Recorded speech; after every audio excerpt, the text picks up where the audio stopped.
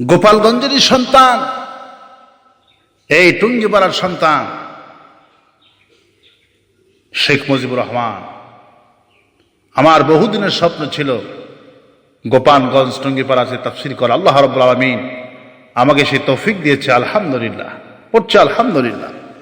প্রবন্ধগান বলতেছিলাম যে আপনাদের এই টুঙ্গিপাড়ার সন্তান সারা বিশ্বের অন্যতম রাজনীতিবিদ, বাংলাদেশের স্বাধীনতা স্থপতি মরহুম মকফুল বঙ্গবন্ধু শেখ মুজিবুর রহমান, তিনি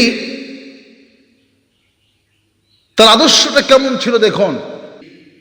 তিনি দেশকে যা দিয়েছেন আর কেউ তা দিতে পারেন না, একথা সত্য।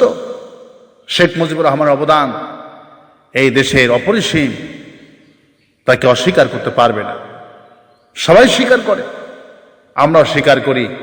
শেখ মুজিবুর রহমানকে আমরা হত্যা করি নাই, হত্যা করেছে কাছের লোকেরাই।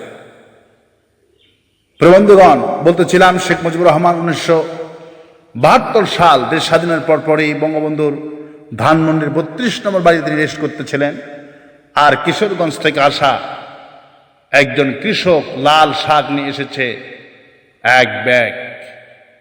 বঙ্গবন্ধুর বাড়িতে এসে বঙ্গবন্ধুর পিএসকে বলছে, বঙ্গবন্ধুর কোথায়, আমি সাক্ষাৎ করব, বঙ্গবন্ধুর সাথে আমার দেখা করতে হবে।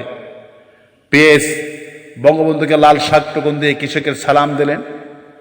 বঙ্গবন্ধু বলল, ঠিক আছে, লোকটাকে খাবার দাও, রিস করতে দাও, বিকাল নাগাদ দেখা করব। বিকেলে কৃষক বলতেছে, আমি তো বিকাল হয়ে গেল, আমি চলে যাব। পেয়ে চলে গেলেন বঙ্গবন্ধুর কাছে, ছাড়, এখন লোকটা তো চলে যাবে। বঙ্গবন্ধু তাকে 20 টাকার নোট দিলেন, দিয়ে বললেন, যাও, লোকটাকে আমার সালাম দাও, পরে দেখা করবে, এখন ব্যস্ত। লোকটি চিন্তা করলো, যে লাল শাকটুকু নিয়ে এসেছে এর দাম 2 টাকাও হবে না। বঙ্গবন্ধু 20 টাকা দিয়েছে, খামাখায় 20 টাকা দিয়ে লাভ কি? নিজের পকেটে 10 টাকা নোট ছিল, সেই 10 টাকার নোটটা এই কৃষকের হাতে তুলে দিয়ে বললেন যে, বঙ্গবন্ধু তোমাকে 10 টাকা দিয়েছে। লোকটি বলল, আমাকে টাকা দিয়েছে কেন বঙ্গবন্ধু? আমি বঙ্গবন্ধু সাক্ষাৎ তাই, তার সাথে আমি দেখা করার জন্য এসেছি, টাকার কোনো প্রয়োজন নেই। কইতে দোতলায় হাজির। বঙ্গবন্ধু দেখে একটা লোক কৃষক, তার হাতে 10 টাকা। এবার বঙ্গবন্ধুকে পেয়ে বলতেছে, স্যার, আপনি আমাকে টাকা দিয়েছেন কেন? আমি টাকার জন্য আসিনি, আমি এসেছি আপনার ভালোবাসা পেয়ে, আমাকে তো টাকা দিতে হবে না, আমি এমনি এসেছি আপনার ভালোবাসায়। বঙ্গবন্ধু বলল, ঠিক আছে, টাকা দিতে হবে না, ঠিক আছে, কিন্তু তোমাকে তো আমি দিয়েছি 20 টাকার নোট, কিন্তু তোমার হাতে 10 টাকা আসলো থেকে।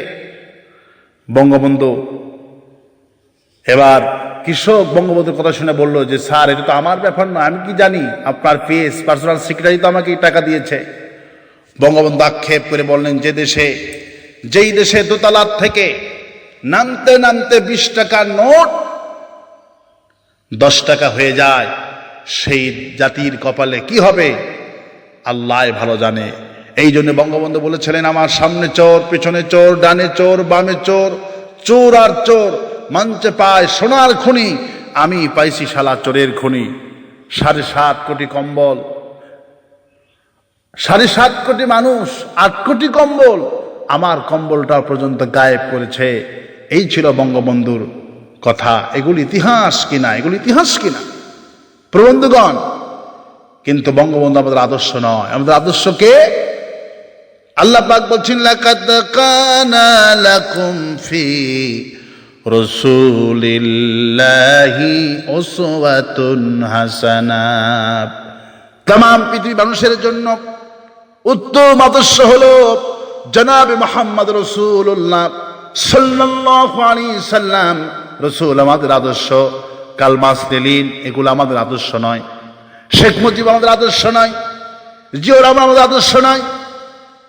আমাদের আদর্শ যিনি, তার নাম হলো লা ইলাহা ইল্লাল্লাহু মুহাম্মাদুর রাসূলুল্লাহ।